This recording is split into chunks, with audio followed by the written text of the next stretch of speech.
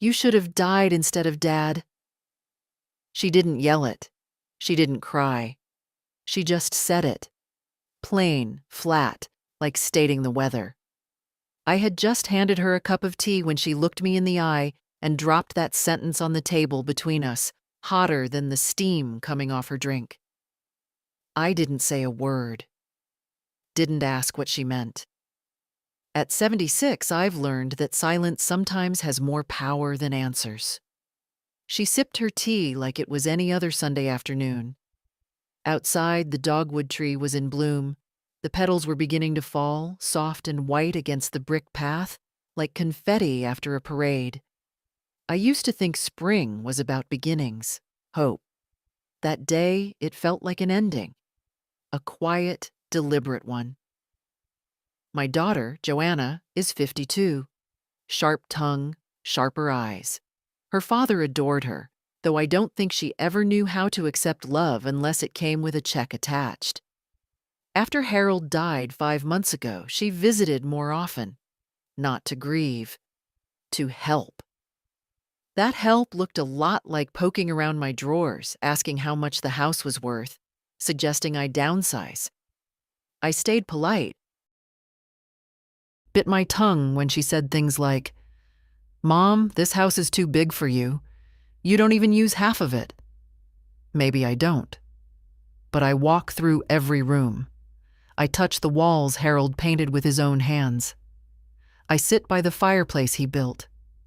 I talk to his photo in the hallway. Does that count as use? I should have known something was coming. 2 days before her cruel remark, I found her in the study, a room she never cared for, rifling through the filing cabinet. She said she was just organizing things. She smiled when she said it. Joanna has a smile that hides bullets. That afternoon, I sat on the porch for a long time after she left. The house creaked behind me. Old wood, old bones. I'd lived in this house for 46 years, built it with Harold, paid off every inch of it with laundromat wages and his teacher's pension.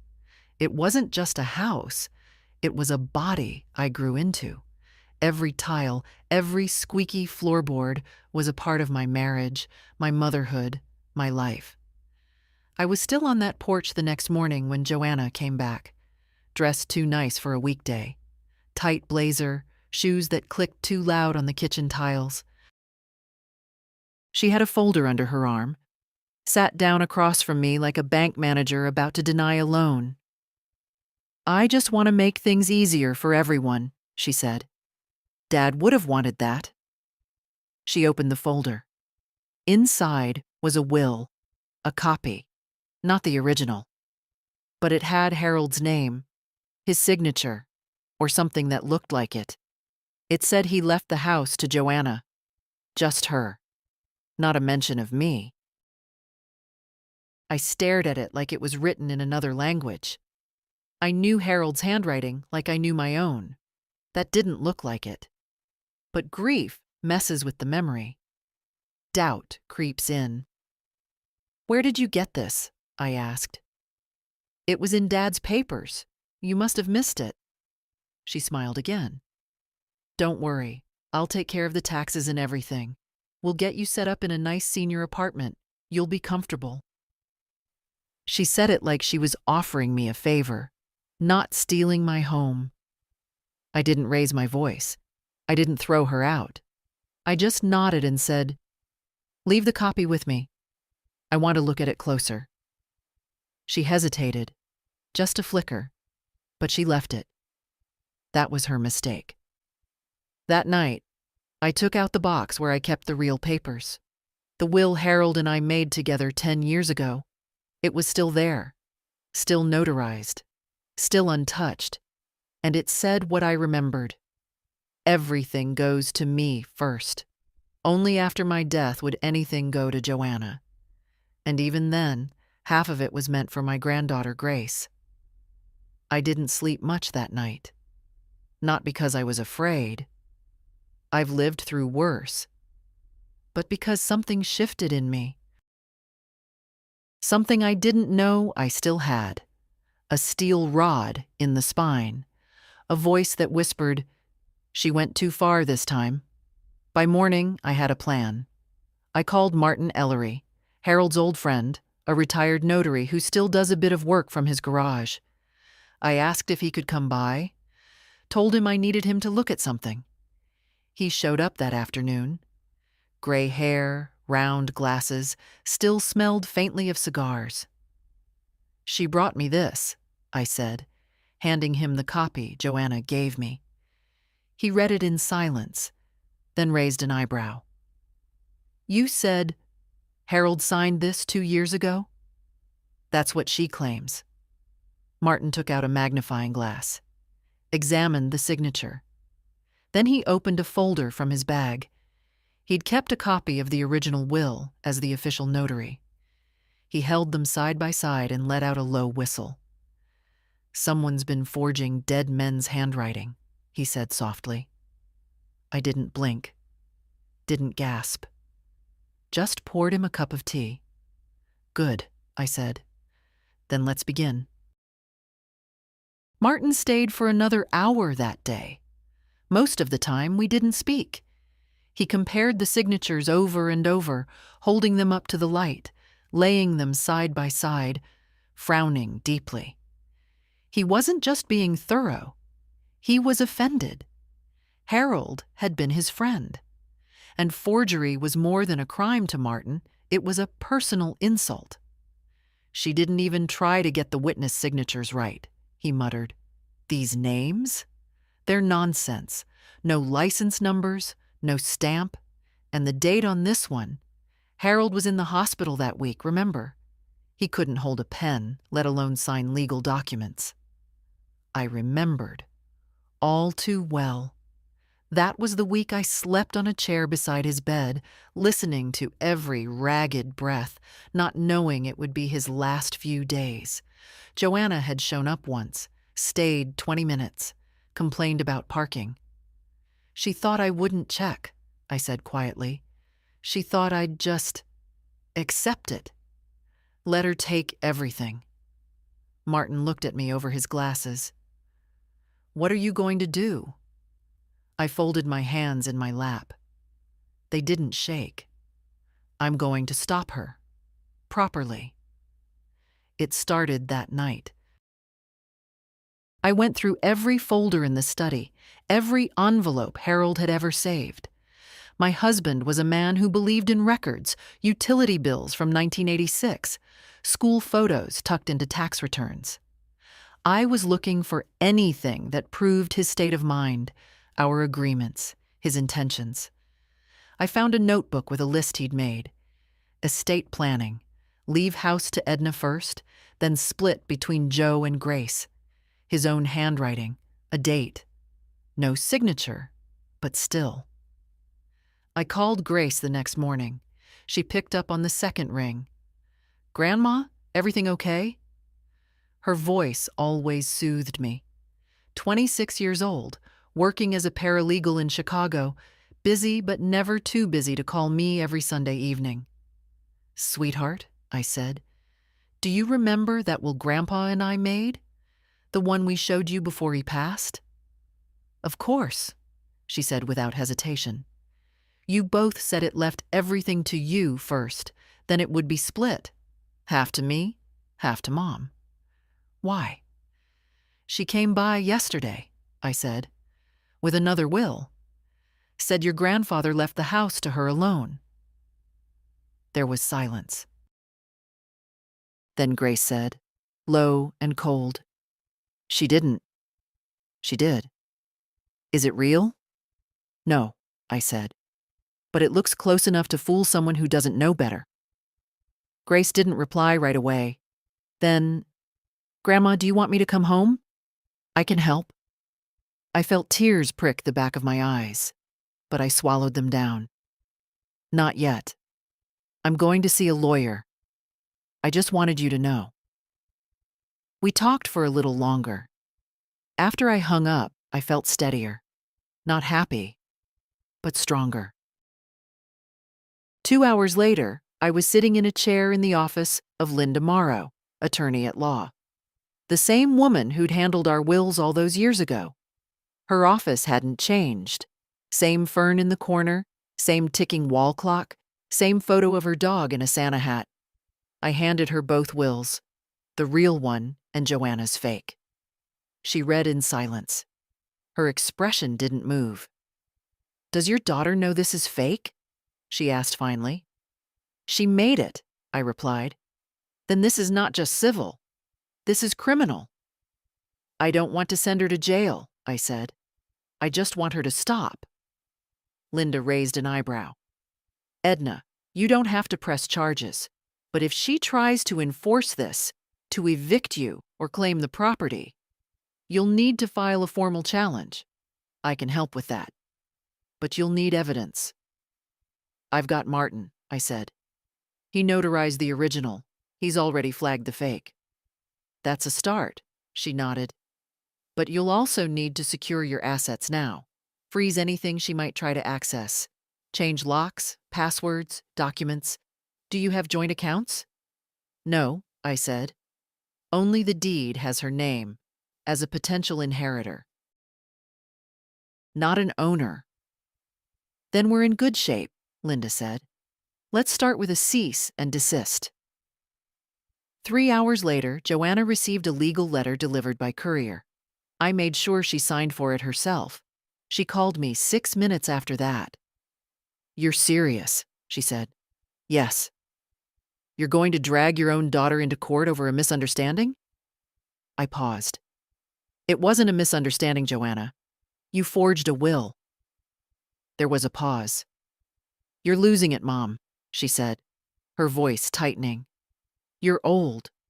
You're confused. You don't remember things right.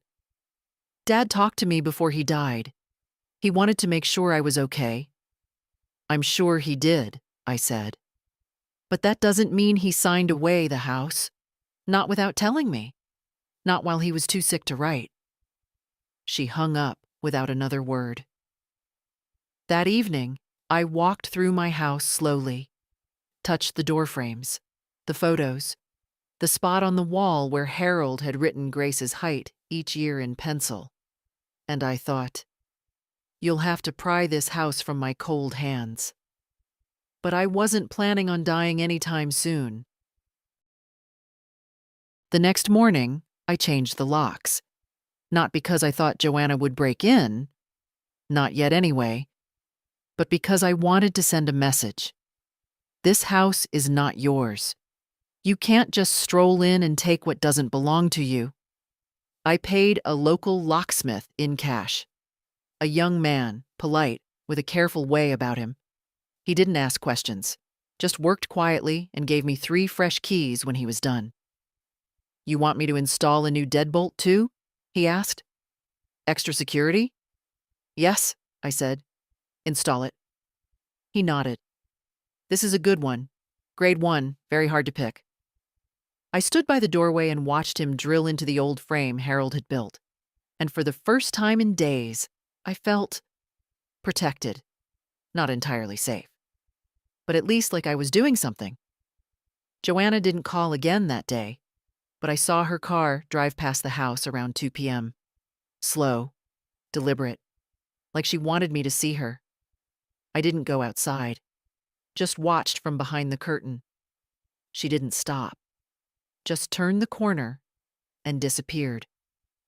That night, Grace called again. Her voice was calm but firm. "Grandma, I've been thinking. You said you don't want to press charges, but what if she escalates? What if she tries to take this to court herself?" "I'm ready if she does," I said. "Linda's on standby. Martin's writing a sworn statement." Grace sighed. "I still think I should come down. I don't want you to miss work. I've got vacation time." I paused, heart warm. "I'd love to see you, darling, but only if you want to. Not because of her." "I want to," she said. "I'll drive down Friday." After we hung up, I made a list. Groceries. Fresh sheets. Grace always liked the blue quilt in the guest room. I pulled it out of the cedar chest and shook the dust from it. It smelled like memory, that mix of lavender and thyme. The next day, I visited the county clerk's office. It wasn't glamorous, but I needed copies of the deed, the original will, and anything else that might be used to prove ownership.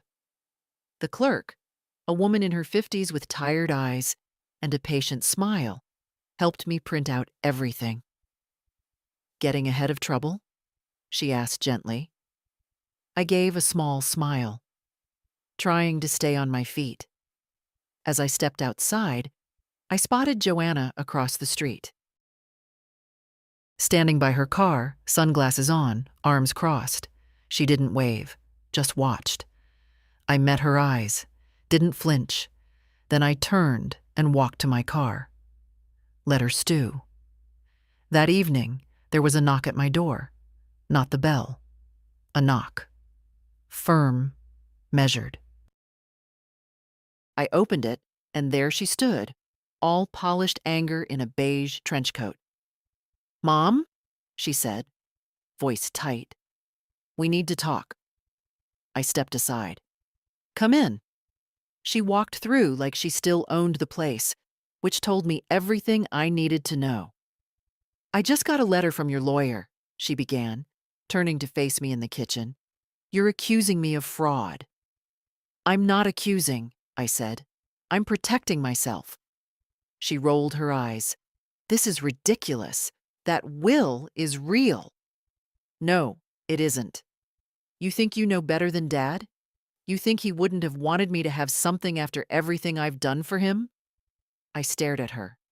"What exactly did you do, Joanna?" "I was there," she snapped. "I visited. I made calls. You came once during his last week, 20 minutes. You complained about the hospital food and left before his nurse even checked in." Her face flushed. "You don't remember it right. Your memory's slipping." There it was. The card she'd been waiting to play. The one they always keep in their back pocket when dealing with someone my age. I smiled. "Is that why you thought you'd get away with a forgery?" "Because you assumed I wouldn't remember dates, signatures, who was in the room and who wasn't."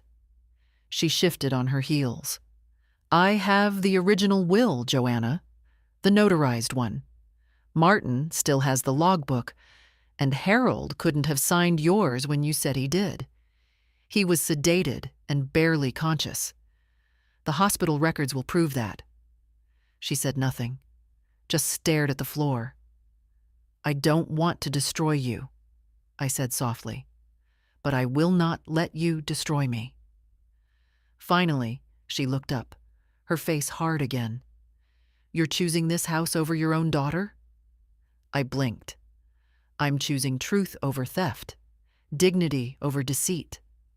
She turned on her heel, stormed to the door, and before slamming it behind her, spat out, "Fine, keep your old haunted house, but don't expect me to come crawling when it collapses around you."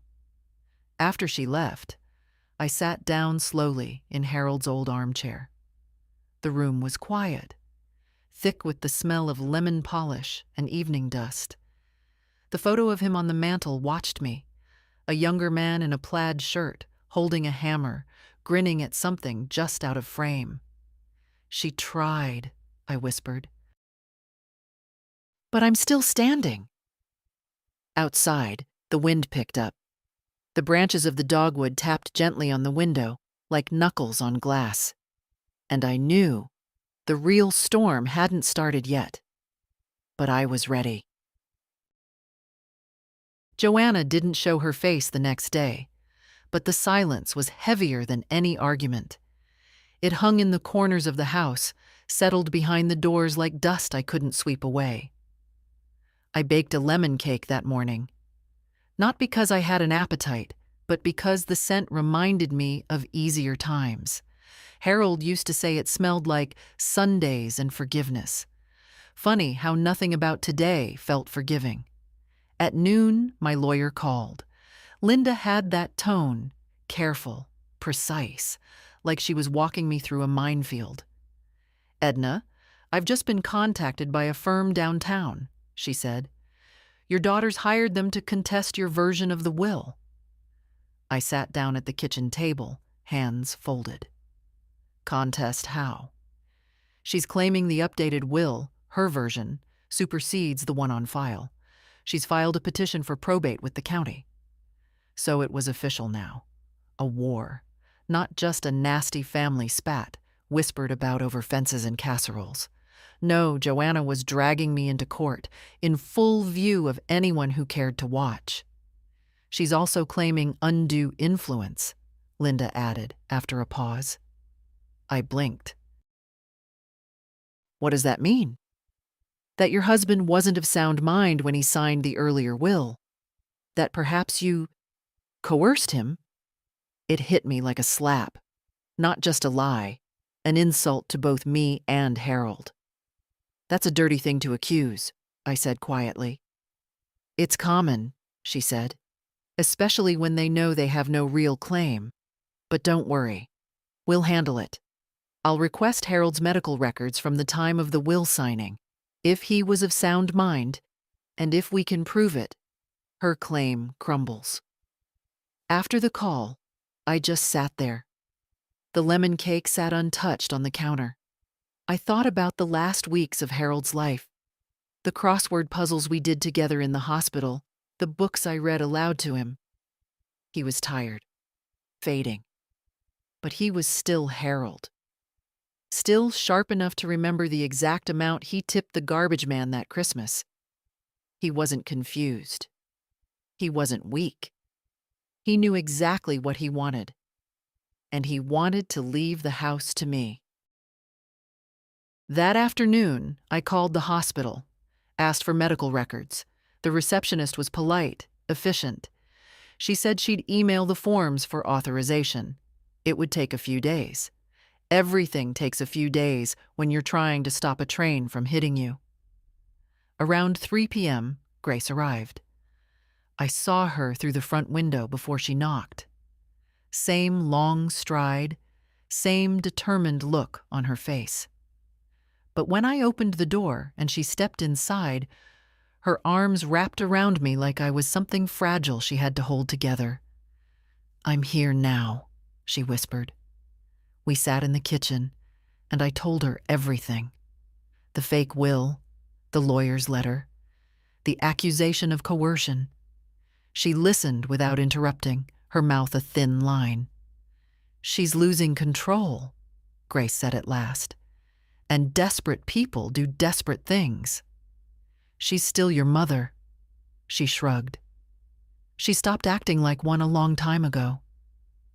We spent the evening going through boxes in the study, organizing every document I might need.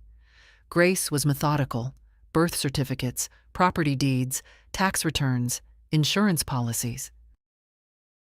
She even found an old voicemail Harold left me months before he passed. It was short. Just him saying he loved me and hoped I'd remember to renew the property insurance because Joanna never will. We laughed, not a loud laugh, but the kind that loosens something in your chest. As the sun set, Grace turned to me and said, "She thought you'd fold. She thought she could scare you out of your own life." "She thought wrong," I said. Later that night, after she went to bed, I sat in the living room alone. The windows were dark, the house quiet, and I realized this wasn't just about protecting my home. It was about protecting the version of myself I'd almost forgotten. The woman who had built a life from nothing, who had buried a husband and raised a child, and who, even now, refused to be erased. On Monday morning, the letter arrived. Heavy cream envelope, embossed return address. Her lawyer's firm, of course. People like Joanna never do their own dirty work once the gloves are off. They pay someone else to swing the blade, then act surprised when you bleed. Grace was already in the kitchen, pouring coffee when I brought the envelope in. "That it?" she asked, seeing my face. I nodded and opened it slowly, careful not to rip the contents. Inside was a formal notice of petition. Joanna was requesting that her version of the will be accepted as valid and enforceable. She was also requesting an emergency hearing to secure estate assets. "She's trying to freeze the house," I said aloud, my voice flat. Grace set the mug down harder than necessary. "She's trying to evict you before the case is even heard." I read on. There it was in legal language, a request to temporarily restrict the current resident's authority to make financial or structural changes to the property until ownership is clarified. "She thinks you'll panic and leave voluntarily," Grace said, eyes narrowing. "Or she hopes I'll be too humiliated to fight in public." "She doesn't know you very well then." No, she didn't. That afternoon, we met with Linda again. She'd already received a copy of the filing and was putting together our response.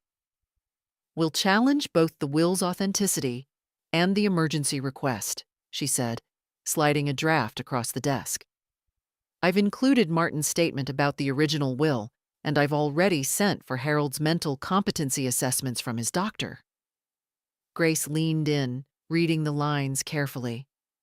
I just watched Linda's pen as it tapped the edge of the page, steady and rhythmic, like a heartbeat that refused to race.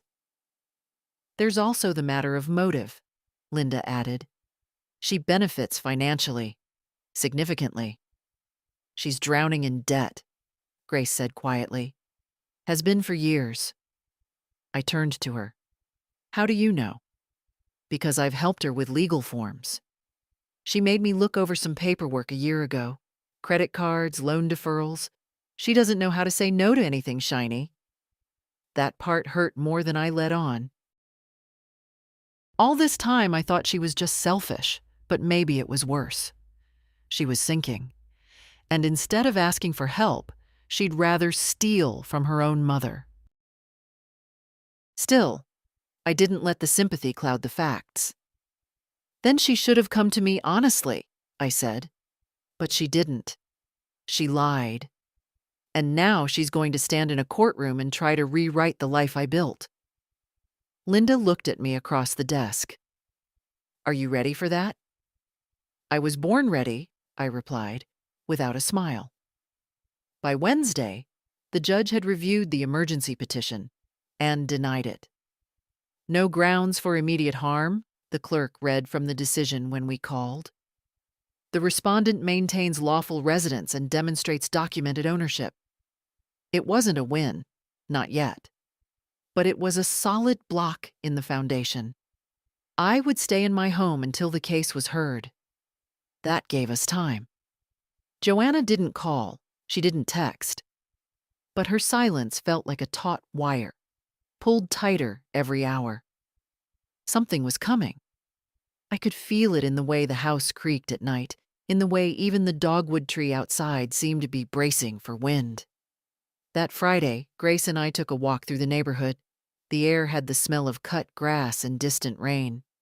As we passed Mrs. Ellison's porch, she called out to me. "Edna, dear, is everything all right?" I paused. Why wouldn't it be? "Oh, I just saw Joanna last week.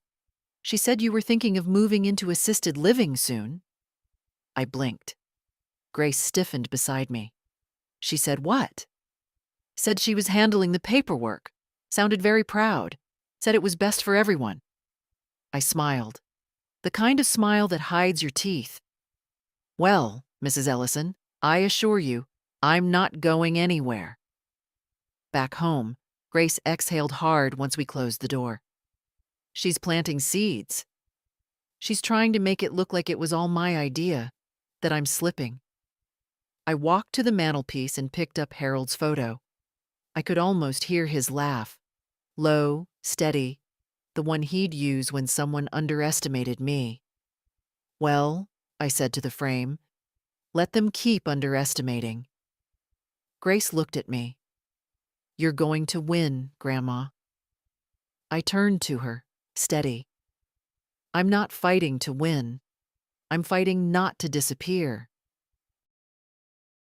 The hearing was still 2 weeks away, but the war had already moved into the quiet spaces. Whispers at the grocery store, narrowed eyes at the pharmacy, polite neighbors asking soft questions with sharp curiosity behind them. She told people you weren't well, Grace said one evening, scrolling through her phone. Look at this. She handed it to me. Joanna had commented on a Facebook post from one of her old classmates, a photo of a casserole.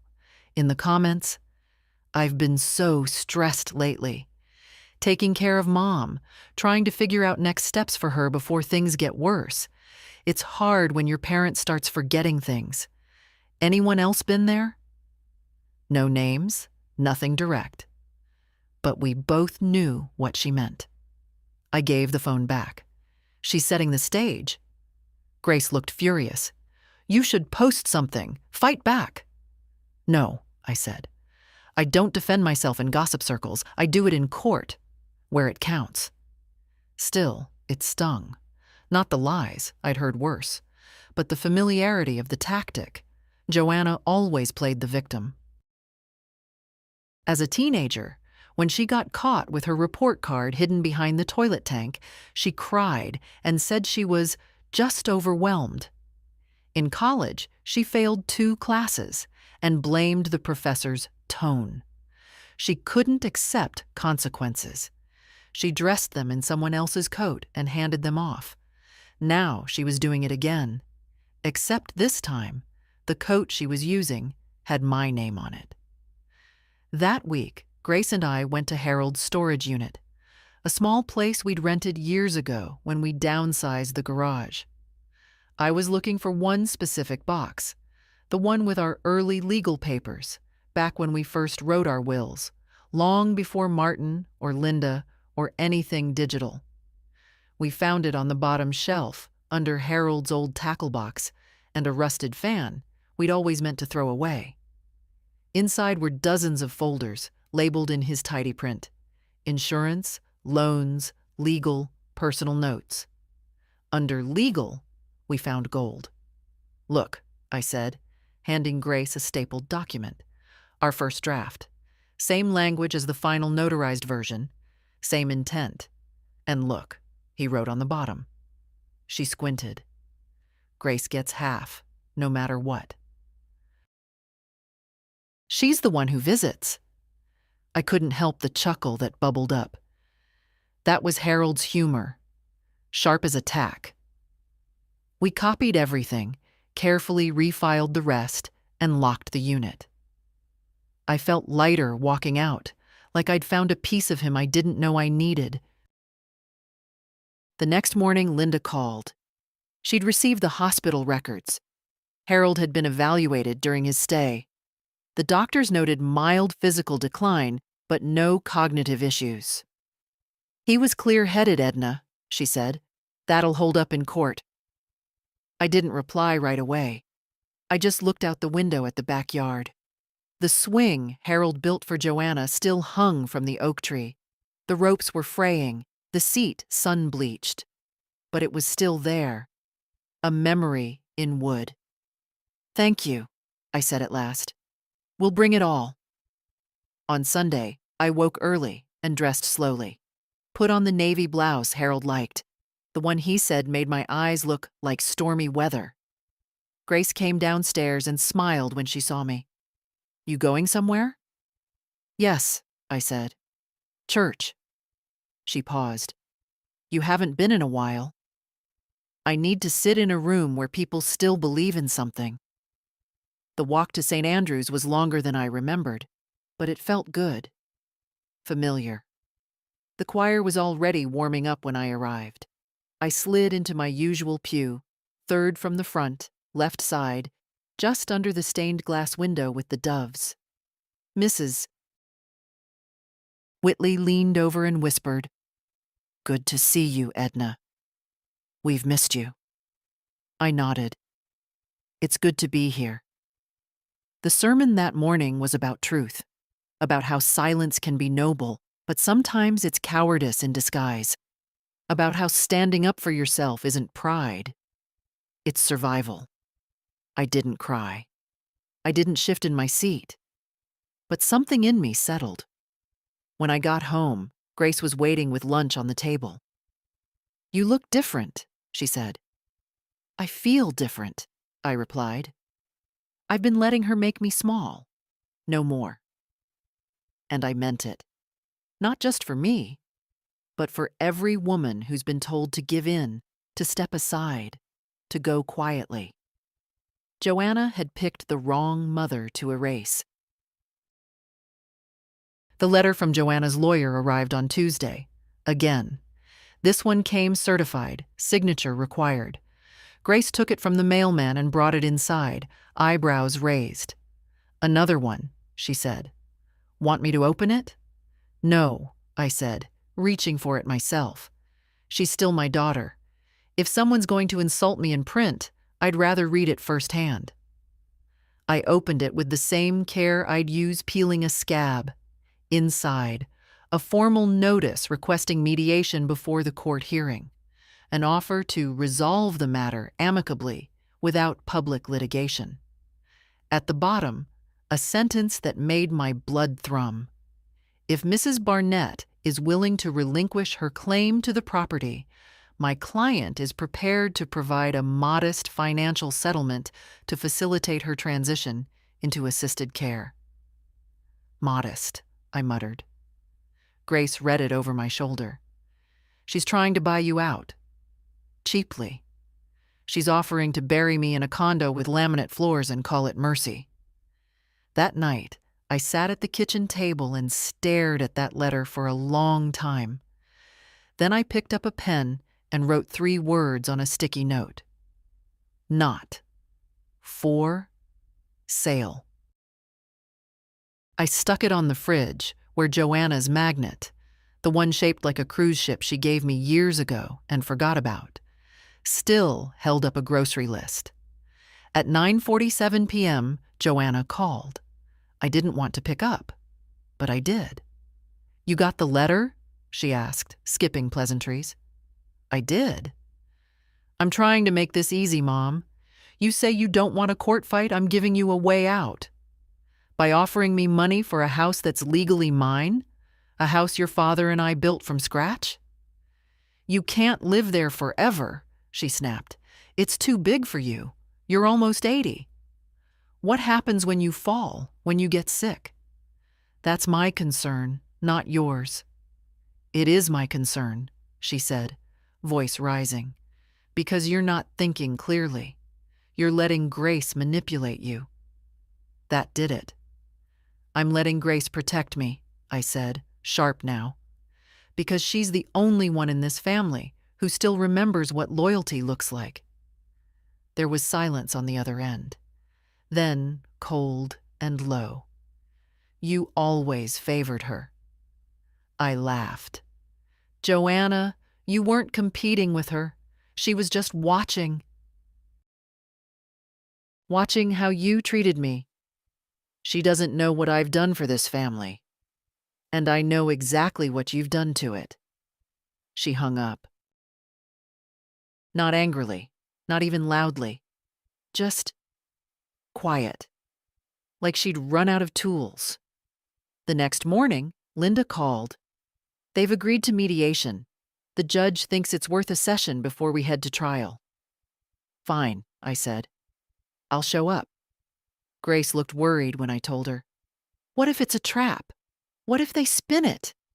"Let them try," I said. I'm not afraid of her voice anymore. Mediation was held in a plain conference room on the 2nd floor of the courthouse. Gray carpet, plastic chairs, fake fern in the corner. The kind of place where you're meant to feel small. But I didn't feel small. I wore Harold's watch. Grace sat beside me, her hands calm on her lap.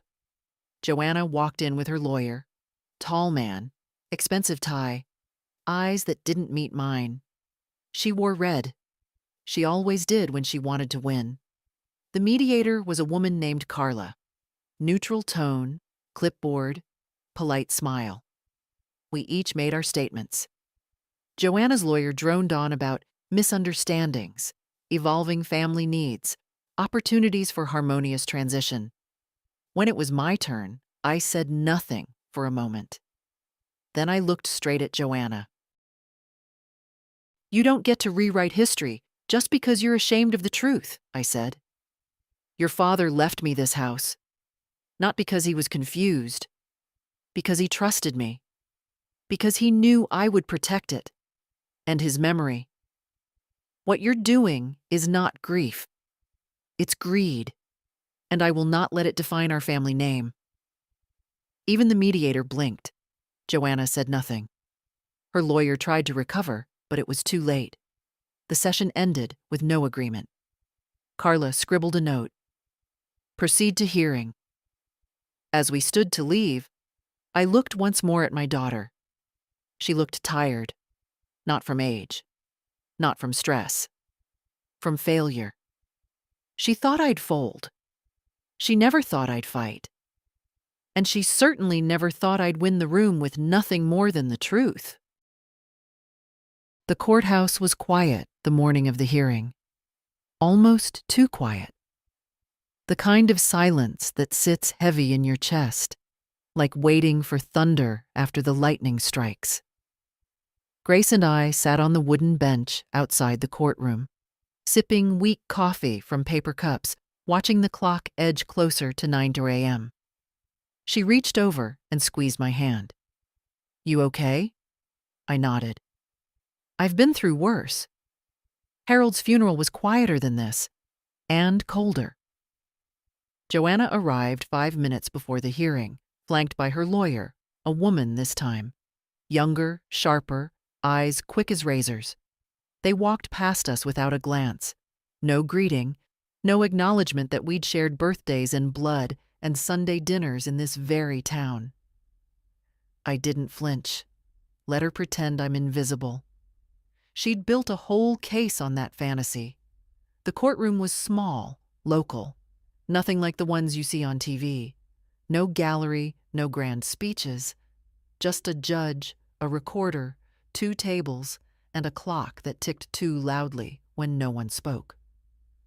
Judge Mendel was a woman in her 60s, with silver hair pulled into a low knot. Her tone was measured, her eyes clear. I liked her immediately. She reminded me of women who don't apologize for taking up space. The case began with formalities, introductions, exhibits, timelines.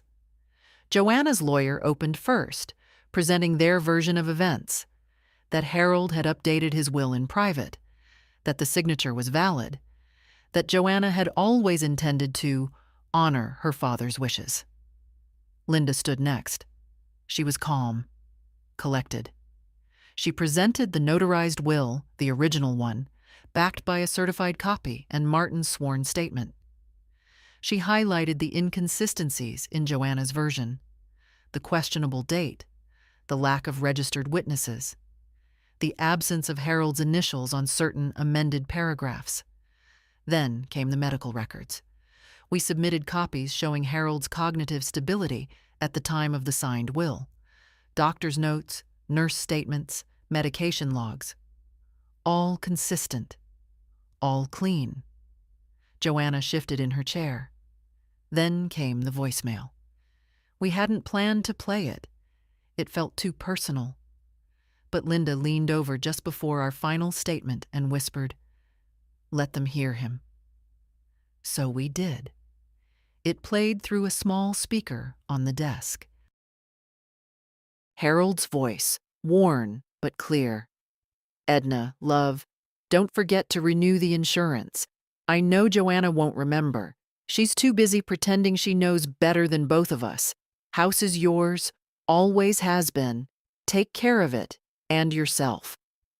That was it. 22 seconds, but it landed like a hammer on marble. The judge didn't react, not outwardly, just looked down at her notes. Then came closing statements. Joanna's lawyer emphasized family miscommunication, unfortunate emotional tensions, and no intent to defraud. Linda stood, smoothed her blouse, and said one sentence. "There is no miscommunication in a forged will." Silence followed. Heavy. Honest. The judge called a recess to review the files. Outside in the hallway, Joanna finally looked at me, not with anger this time, but with something else.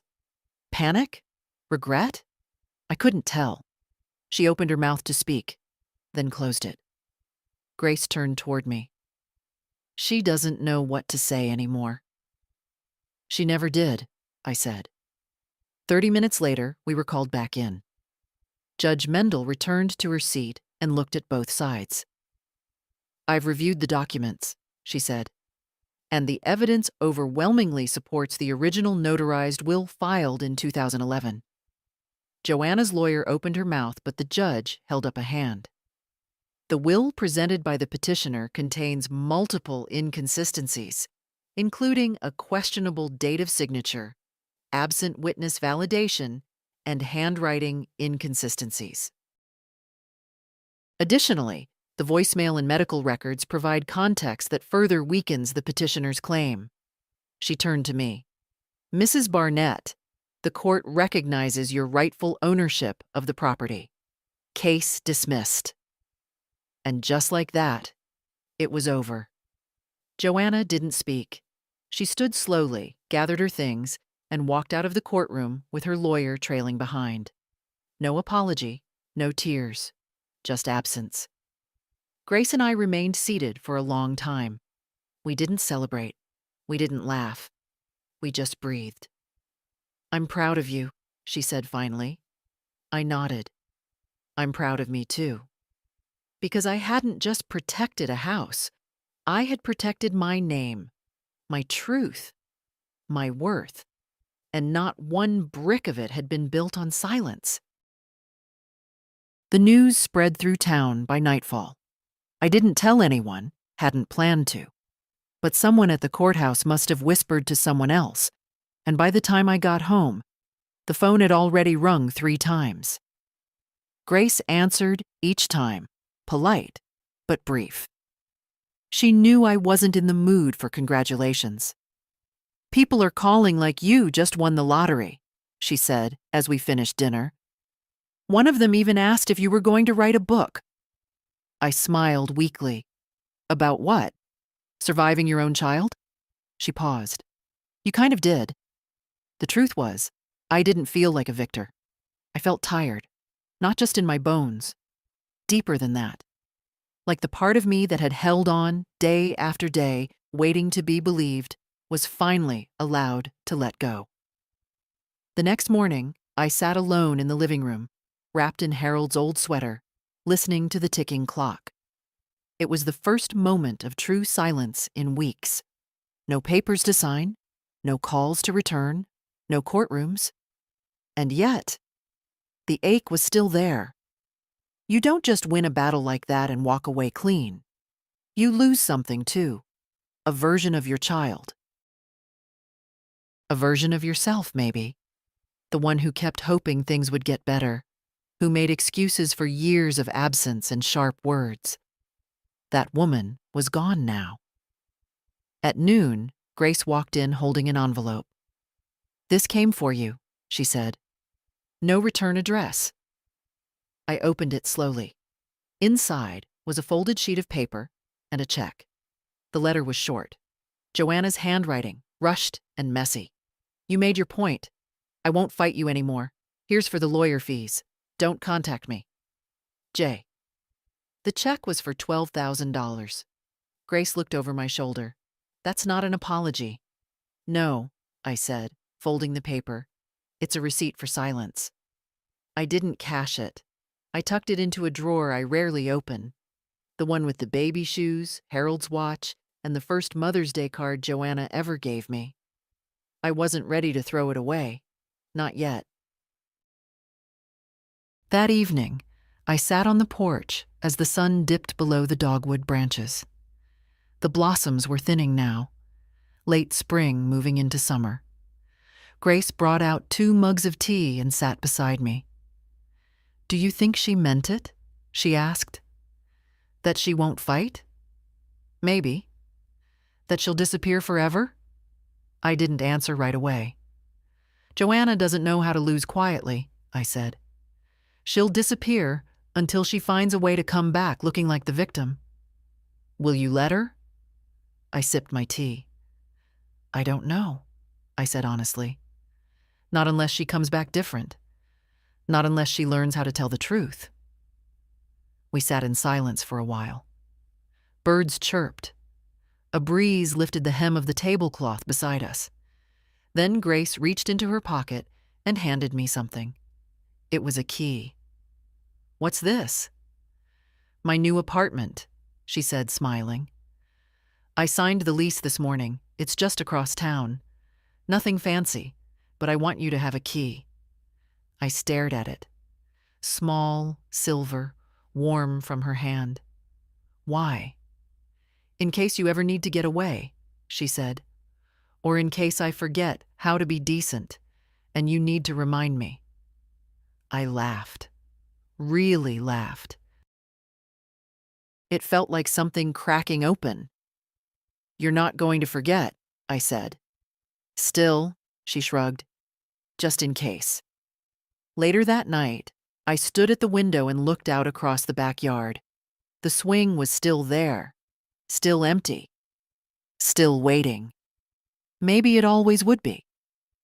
But for the first time in years, I didn't feel like I was waiting for someone to come back and fix what they'd broken. Because I wasn't broken anymore. Just awake. Just steady. And maybe that was enough. The week after the court ruling passed in a hush. No threats, no letters, no lawyers. Just the quiet return of routine. The mail arriving on time, the kettle whistling each morning, the creak of the hallway floor as I made my way to the kitchen. One careful step at a time. People at church started coming up after service, their voices soft with cautious curiosity. I heard about what happened, Edna. I'm so sorry. She's your daughter. It must have been hard. You're very brave. I smiled. I nodded. I said thank you, but I didn't explain. I had no interest in letting the whole town climb inside my wounds. Let them gossip if they needed to. Let them decide who they would have sided with. I wasn't in the business of defending myself to strangers anymore. One afternoon, I caught sight of Joanna's car parked outside the pharmacy as I drove past. I stopped at the red light and watched her through the windshield. Sunglasses on, phone to her ear, tapping her nails on the steering wheel like always. She looked calm, unbothered. Maybe that was what surprised me most. I'd imagined she'd fall apart once the ruling came. But Joanna had always been skilled at shedding blame like a coat. She wouldn't collapse. She'd rewrite the story in her head and hand it out to the world like pamphlets. Her version would have me old, confused, unfair. She'd be the misunderstood daughter who only wanted what was best. I let the light turn green twice before I moved on. At home, I cleaned the study. Not the kind of cleaning where you dust around the clutter. Real cleaning. I opened drawers I hadn't touched since Harold passed. Found old receipts, yellowed blueprints of our garden renovation, even a postcard Joanna sent from college with a photo of a mountain and one sentence in the corner. Doing fine. Classes are hard. Joe no love, no mom, just that. I put it in the trash. There are things you can hold on to so long they start to rot inside you. Later that night, Grace came by. She brought groceries and a small plant, a violet, just beginning to bloom. It reminded me of your windowsill when I was little, she said. Remember the row of pots you kept there? I smiled. I killed more flowers than I raised, but I tried. You raised me, she said, carefully. You got that one right. We sat on the porch again. The air was warmer now, thick with the scent of new grass and the faint smoke of distant grills. Children's laughter echoed from a few yards over, life moving on, unbothered. "Do you ever think she'll reach out?" Grace asked. "I think she'll reach," I said. "But not out. Only inward, to her own narrative." "And if she ever comes to the door again?" I didn't answer right away. "I suppose it depends," I said at last, "on what's in her hands. If she comes with another lie folded in a lawyer's envelope, she stays on the porch. If she comes with truth, maybe I'll put the kettle on." Grace nodded, but I saw the sadness behind her eyes. Not just for me, for the loss of the idea of family, for the gap that can never fully be repaired. Before she left, she turned to me on the steps. "You know, Grandma, I think she underestimated what survival looks like." "How so?" "She thought you'd break quietly, but you didn't. You just straightened your back and held your ground." I didn't say anything, just smiled. Because I knew that kind of strength doesn't make noise. It doesn't need to. It holds, it waits, it endures. And now, finally, it rests. There's a particular quiet that settles in after a long fight. Not peace, exactly, but a stillness, like a room after company leaves. The furniture hasn't moved, but somehow the space feels changed. Heavier, maybe, or just more honest. That's what the house felt like in the weeks that followed. Not empty, just honest. I began noticing things I'd stopped seeing during the chaos. The way the afternoon light caught on the crack in the kitchen tile. The slight slope in the hallway floor, right where Harold once tripped carrying our anniversary cake. The sound of birds nesting in the gutter again. Same spot every spring. It was like the house had been holding its breath, waiting for me to come back to it. Grace still visited often. Sometimes she brought groceries. Sometimes she just sat with me while we said nothing at all. One morning, she showed up with a photo album she'd made. Printed pictures from her phone, glued by hand into a spiral notebook. "This one," she said, pointing to a snapshot of us drinking tea on the porch. "This is what I want to remember." I traced the photo with my fingers. "Not the court, then?" She smiled. "That was the fire, but this is the home." A few days later, Martin came by. He'd heard through the grapevine that the case was over. He brought with him a small manila envelope. Inside were the original copies of our will, carefully resealed in plastic. "I figured you'd want them back," he said, setting the envelope gently on the table. "Thank you," I said, "for everything." He shook his head. "You know, Edna, I've done a lot of paperwork for a lot of people over the years. Most of them never even read what they're signing. But you read every line." "I had to," I said. "No one else was going to do it for me." Before he left, he paused in the doorway. "You know what struck me most during all this?" "What?" "You never once asked for revenge. Just truth." I thought about that after he left. Revenge is loud, bitter, quick burning. But truth, that's quiet.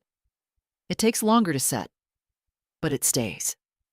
Later that week, I received another letter. This one wasn't from Joanna. It was from her daughter, my other granddaughter, Lydia.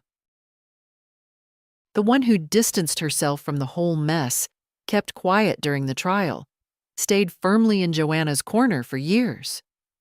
I hadn't heard from her in months. The letter was handwritten, no return address, just a folded sheet and 3 words at the top. I didn't know.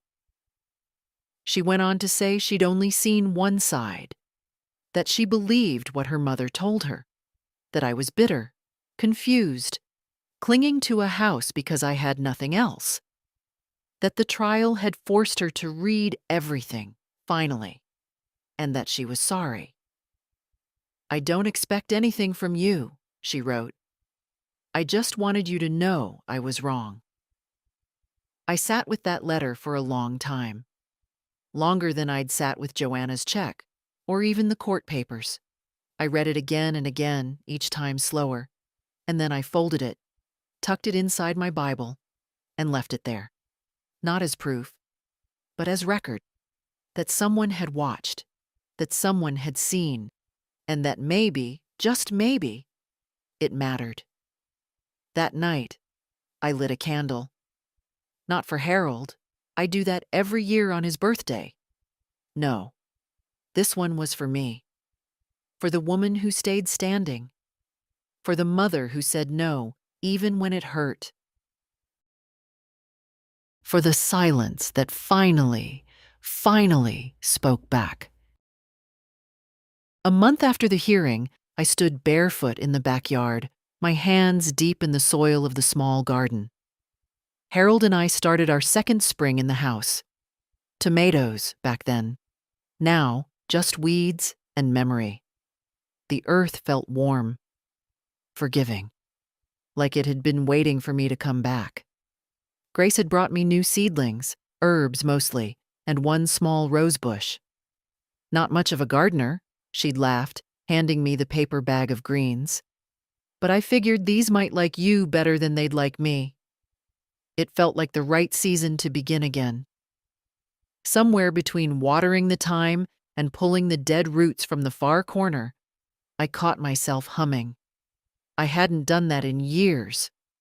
Not since Harold got sick. I stopped mid-note, surprised, then smiled. I hadn't realized how much grief had lived in my throat. That evening, I went through the last of the court documents.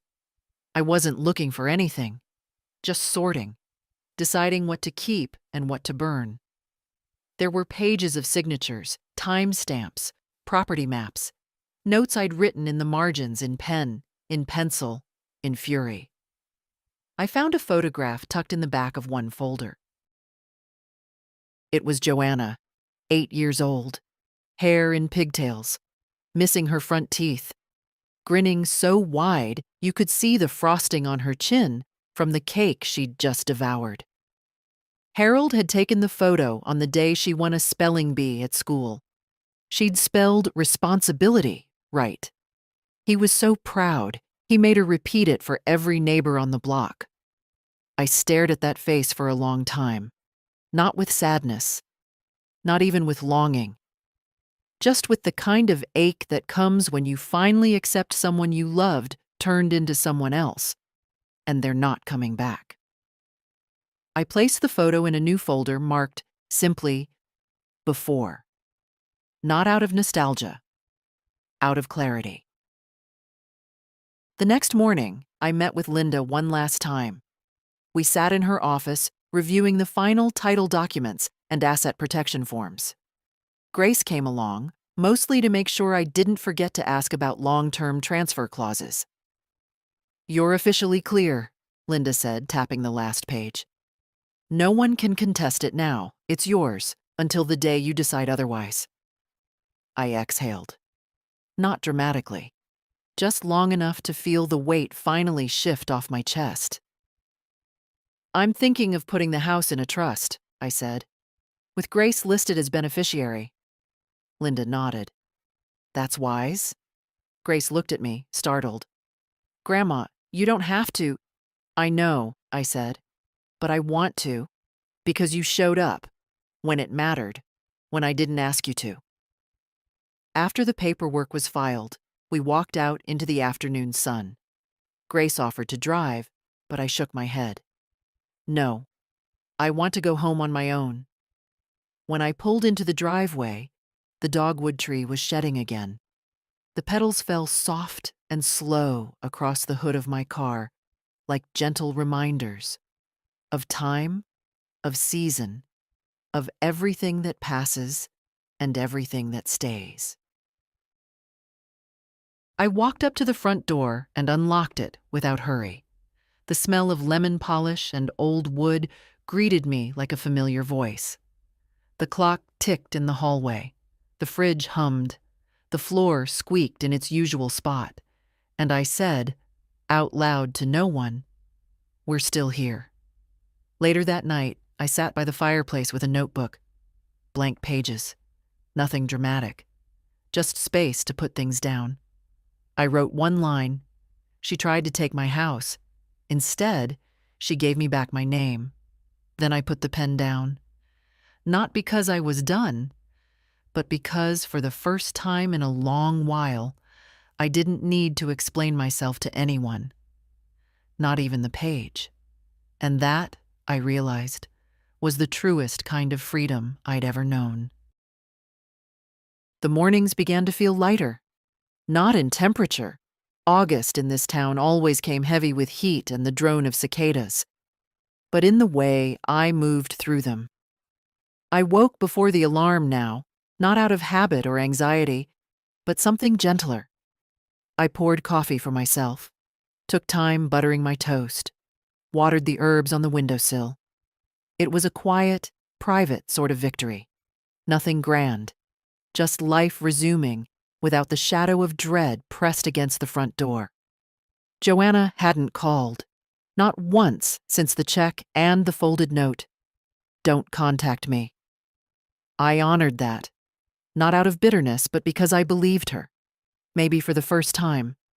Some silences aren't punishments, they're boundaries. One morning, I found myself rearranging the living room. Nothing drastic, just the armchair turned slightly, the books dusted and sorted, the old crocheted blanket refolded across the back of the couch. I stood back and looked at the room not as a woman protecting her last piece of ground, but as someone choosing how to live again. It felt different. Mine again. Later that day, I heard from Lydia. Not another letter this time. A phone call. Her voice was softer than I remembered. Careful, but not rehearsed. "Hi, Grandma. I wasn't sure if you'd answer." "I almost didn't," I said, and let that hang a second. "But I'm glad I did." We didn't talk about Joanna, not directly. She asked how I was, if Grace was still nearby, if the garden survived the heat wave. I asked about her job, her apartment, the book she said she was writing but never finished. After a pause, she said, "I think I understand now. Why you stood your ground, why it had to be public." "I didn't want it public," I replied. "I just didn't want it buried." Lydia didn't argue. She just said, "I get it. Mom's version of things. It's like a fog you don't realize you're walking through until someone turns on the light." I didn't ask if she'd seen Joanna. That was her business. What mattered was this. Someone had come back to the table with their eyes open. After we hung up, I made tea and sat by the window. The swing in the backyard swayed gently, though the wind was barely there. It creaked, but it didn't fall. Just like me. That evening, Grace brought over a box of Harold's old photos. She'd found them tucked away in the attic, ones I hadn't seen in years. There we were, young, sunburned at the lake, holding melting ice cream cones. Harold in his workshop, squinting at the camera like it had asked him a question he didn't have time for. Joanna, at 13, posing in front of the Christmas tree in a dress she swore she hated, but never took off all day. We spread them across the table. "You kept all this," Grace said, "even after everything." "I didn't know I had," I replied, "but I think I'm glad I did." "Are you going to keep them now?" "Yes," I said, "but in a different box." Grace looked up. "What do you mean?" "I mean they won't live in the attic anymore, but they won't live on the mantel either." She nodded, understanding. Some things are to be remembered, not relived. The next morning, I walked the neighborhood.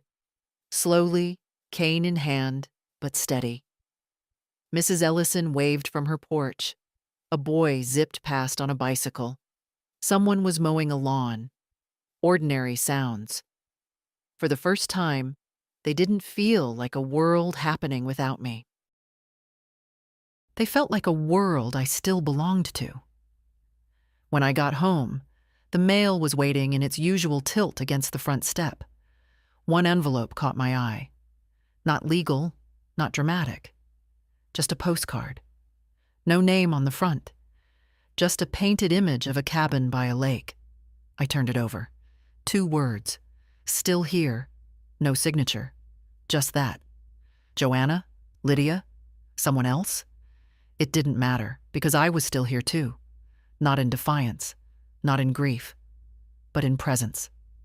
That night, I sat down at the kitchen table, opened a fresh notebook, and wrote a single sentence across the top of the page. There's a quiet after the storm that isn't emptiness. It's a kind of peace you have to earn. And I had earned every second of it. Autumn came early that year. Not in temperature. The sun still pressed down heavy most afternoons.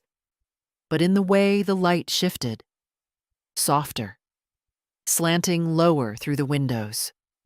The dogwood's leaves began to rust along the edges, and I caught myself reaching for a shawl in the evenings without thinking.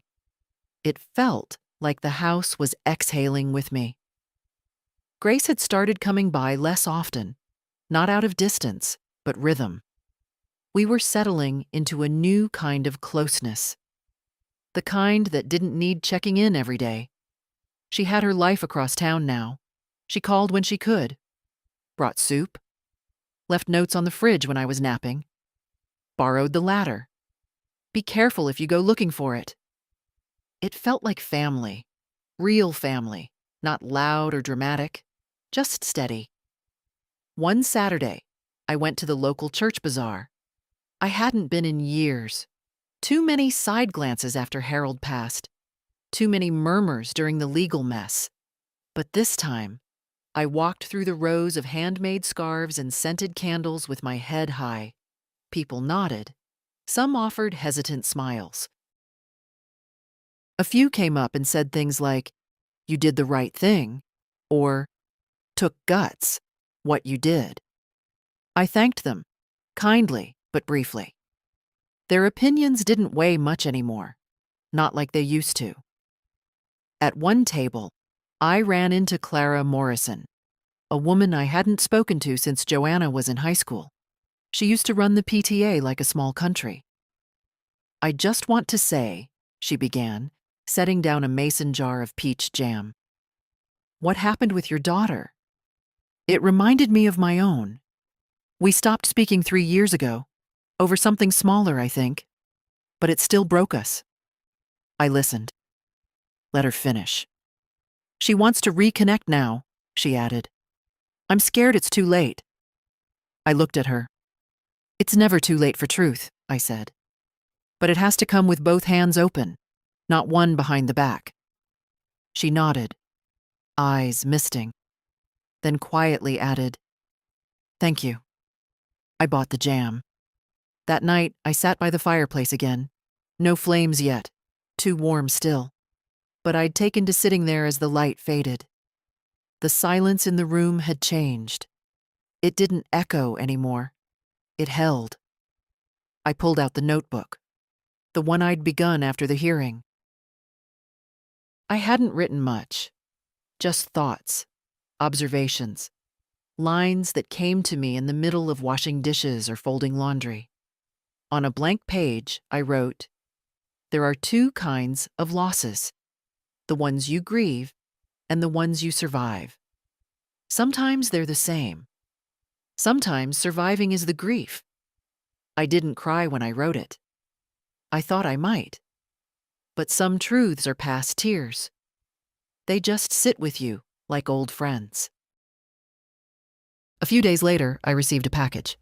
No return address. Just a plain brown box. Inside, a small photo album, leather-bound, simple. No note, no handwriting, just photos.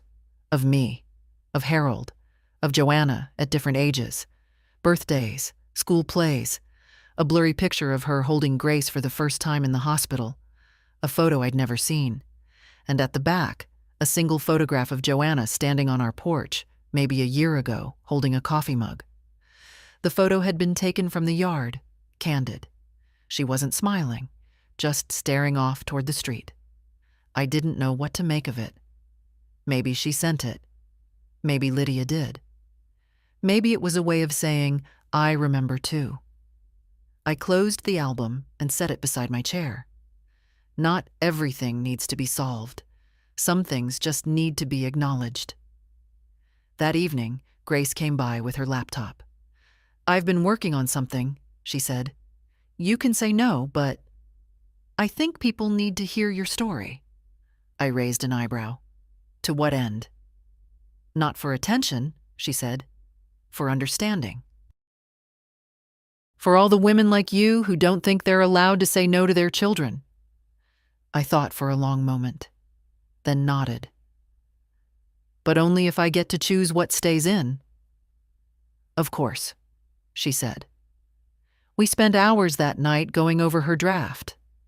I corrected the tone, removed the drama, added the moments that really mattered. Not the courtroom, but the coffee afterward. Not the betrayal, but the silence that followed it. She asked me, halfway through, what should the title be?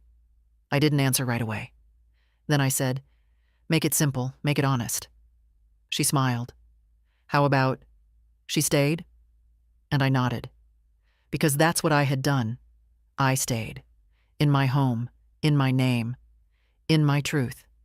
And the world, eventually, made room for that. I didn't plan anything for my birthday. It was a quiet number, the kind people stop counting out loud. Not 80, not 85. Just another candle, another calendar page turned. I made my coffee, swept the porch, fed the cat that doesn't belong to me but shows up every morning like clockwork. Simple things. That's all I wanted. Grace, of course, didn't listen. She showed up just after lunch with a small chocolate cake and a stubborn smile. I told you not to fuss, I said. You did, she replied, setting it down. And I didn't. It's just cake. And me. I lit a candle anyway, blew it out without a wish. Wishes, at my age, aren't about hoping. They're about remembering, and I remembered everything. After we ate, we sat on the porch. The swing creaked gently in the breeze. Grace had brought her laptop again. She'd been working on the final draft of the story. Our story. The one she wanted to share. You still okay with this? She asked. I looked out across the yard. The grass needed trimming.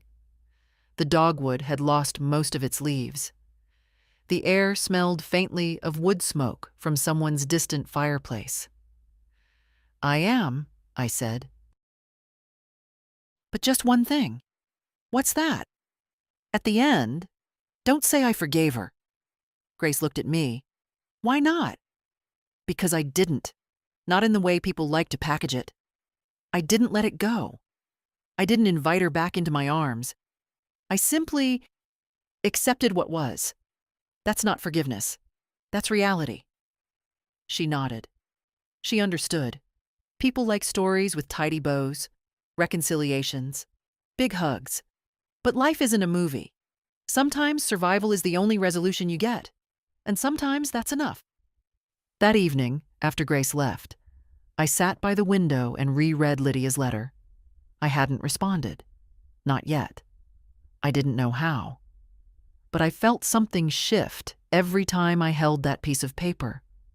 A door hadn't opened, but maybe, just maybe, a window had. I pulled out my own stationery. Not the good kind, just the kind I kept in the drawer with pens that only half work. I wrote slowly, one line at a time. Lydia, I see you, and I hear what you said. That's a start. Thank you for starting. I didn't sign it with love. Not yet. But I signed it with my name, my full name, Edna Marion Barnett. let her know I was still standing.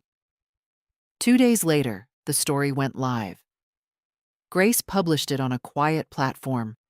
No fanfare, just a link shared with a caption that read, "My grandmother stood up when no one thought she would." Here's what that looked like. I didn't expect much, but messages started coming.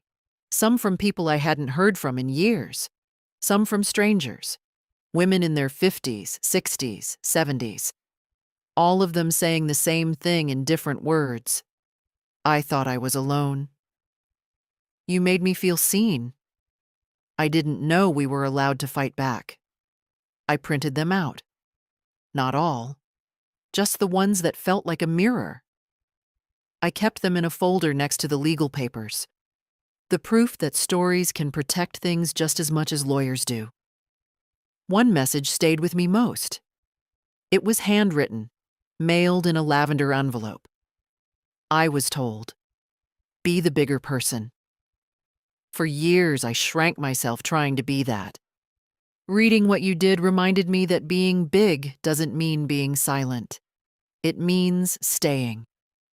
That night, I walked through the house slowly, room by room. I touched the walls, the photo frames, the kitchen sink, the worn arm of Harold's old chair. I didn't cry. I didn't talk to the walls. I just moved through them like someone who had earned her place in them.